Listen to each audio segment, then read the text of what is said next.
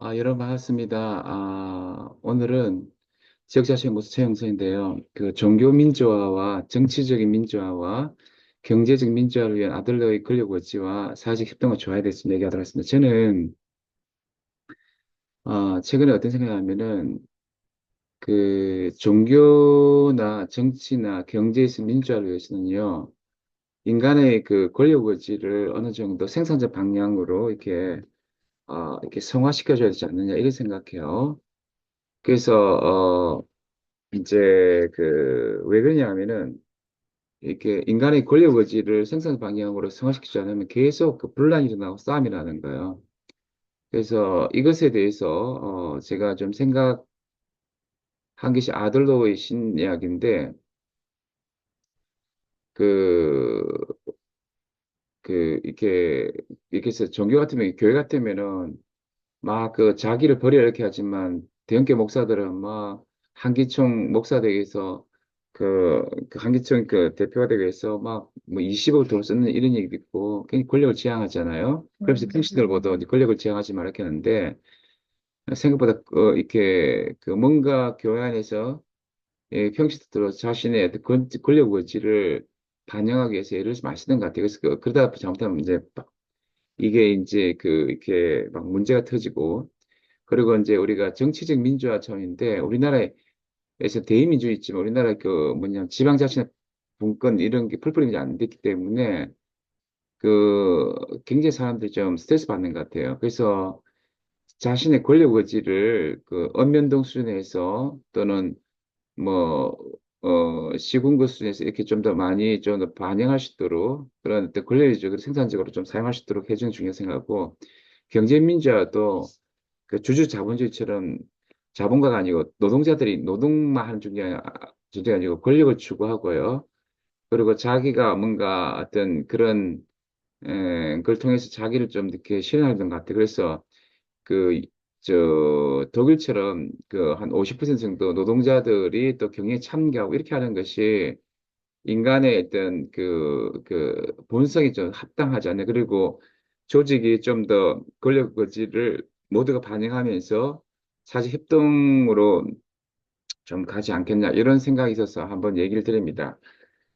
사실 아들은 이렇게 생각해요. 인간은 타인에 대한 관심과 배려, 공감, 협동식 등의 공동체 의식을 선천적으로 타고났다고 봤지만 어떤 거냐면 인간은 굉장히 열등감을 가지고 있기 때문에 인간은 어, 그 물론 이제 이 열등감은 태어날 때 굉장히 약한 존재 태어나기 때문에 인간은 이제 타인에게 의존적이죠. 그러면서도 굉장히 권력 욕구가 강하다는 거예요. 그러니까 이렇게 의존적이기 때문에 다른 사람 이렇게 의존할 수밖에 없고 공동체 추구할 수밖에 없지만 또 나름대로 권력욕 그렇게 열등감 가지면서 권력 욕구, 권력 의지를 많이 갖기 때문에 이 우월에 대한 권력 의지를 나름대로 건강한 방식으로 극복해 줘야 되는 거예요. 그래서 자꾸 이제 교회에서 평신들을 억압하고 타자하고 이렇게 하는 게 아니라 그들의 권력 의지가 건강한 방식 표출될 수 있도록 해야 되고 또 어떤 지역에서 민주주의에서도 언면동선에서 권력 의지가 잘 이렇게 발현되도록 해야 되고 그 다음에 어떤 그 경제 공동체에서도 기업에서 마찬가지라는 거죠. 그래서 우리가 뭐 기업이 꼭 그 영리를 목적으로 그런 조직 같지만 그렇지 않다. 그 권력 투쟁이 굉장히 많고요. 그래서 이 권력을 나름대로 건강한 방식으로 표출하기 위해서는 노동자들의 이제 권력을 좀 가지는 게 필요하지 않겠냐 이렇게 생각합니다. 그래서 오래된 의지를 건강한 방식으로 극복해서 타인을 돕고 협력하는 방향으로 발달시키는 게 참 중요하지 않게 생각합니다. 그래서 근데 그렇게 봤을 때 기존에 너무 대형 교회라든지 그런 것들은 일반적인 그 평신도를 권력을 지금 너무나 억압한 차원이 있고 또 기존의 대의민주주의가 너무 일반 국민들의 권력 의지를 너무나 억압한 측면이 있고 또 너무 이제 그 주주자본주의라든지 그 기업가 뭐 소유권을 가진 것도 이제 권력 의지를 억압한 측면이 있다.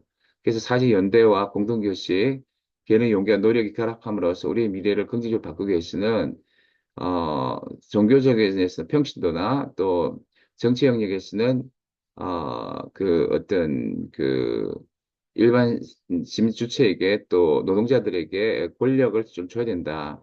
인간은 과거의 경험보다 미래는 낙관적 기대에 더 의존하는 행동하는 존재라고 생각하고 자신이 가진 열등감을 극복하고 남보다 우월한 역할을 하기 위해서 모든 수단을 동원한 사랑스러운 존재를 봤다는 거예요. 그래서 이 아들러는 인간은 굉장히 연약한 존 태어났지만 사회 협력적인 경향이 있다. 그러기 위해서는 보편적 열등감, 무력감을 극복하고 이것이 권력 의지로 잘 드러날 수 있도록 해준다는 거죠.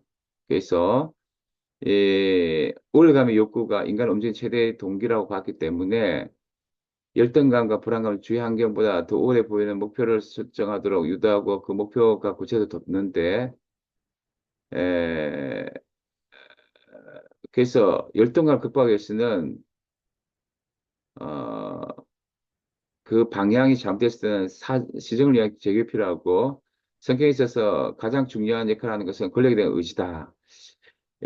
프로이드가 성적인 욕망을 얘기하고 이제 로고 테라피에서는 삶의 의미이지만 저는 이게 또 삶에 대한 이해로서 맞다고 봐요.